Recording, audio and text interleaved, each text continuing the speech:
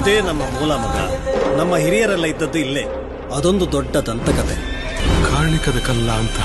ಯಾವಾಗೆಲ್ಲ ಮನುಷ್ಯ ಧರ್ಮದ ಕಡೆಗೆ ಸಾಕ್ತಾನ, ಧರ್ಮ ಕಾಪಾಡಲಿಕ್ಕೆ ಈಶ್ವರ ದೇವರು ಗಣಗಳನ್ನು ಕಳಿಸ್ತಾನೆ ಇರ್ತಾನೆ. ಆ ಎಲ್ಲಾ ಗಣಗಳು ಬಂದು ನೆಲೆಸಿದ್ದು ಈ ಪುಣ್ಯ ಮಣ್ಣಿನಲ್ಲಿ.